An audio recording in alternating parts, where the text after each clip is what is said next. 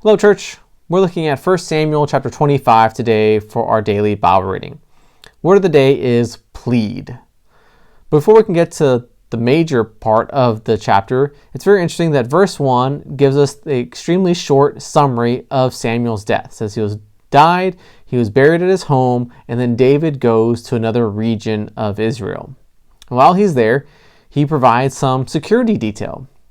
Once again, this time, there is no national police force or military, and so you have groups of other nations and other tribes and different things constantly raiding and stealing and putting people at risk. And so this rich man, Nabal, has his troops or has his shepherds out there, and David's troops provide some security. And David thinks, well, hey, we're being so kind to these guys. Let's try and get some payment from this very rich landowner. That doesn't go over too well. Nabal doesn't want to share anything with David, and so he kind of shrugs it off. And so Nabal's wife has to go and intercede and plead with David to spare all their lives, right? He knows that this was an offense against David and his men, and so she does all that she can, right? She prepares food, she brings all this, she personally goes herself to intercede, to plead with David for mercy. So yesterday we saw David showed mercy to Saul.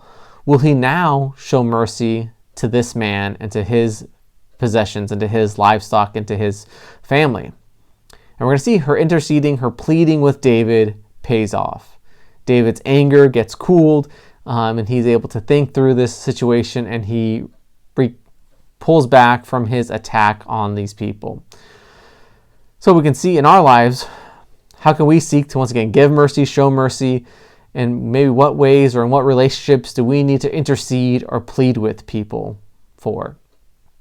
Ultimately, can we plead with them, with God, for them to be forgiven of their sins? Is a main area of intercession and pleading. Can we pray for our friends, our family, our neighbors, our coworkers who we know do not know the forgiveness and the love of Jesus Christ? Can we plead with them that their hearts may be softened? Can we see to ask them what questions or objections do they have to Christianity that is holding them back from receiving this free gift of salvation? Can we intercede with God? Can we ask God to be softening their hearts, their minds, to be open, to surrender their lives to the God of this universe? So let's be merciful. Let's also be pleading and interceding with those in our lives who need to know God and maybe need healed relationships. All right, church, have a great day.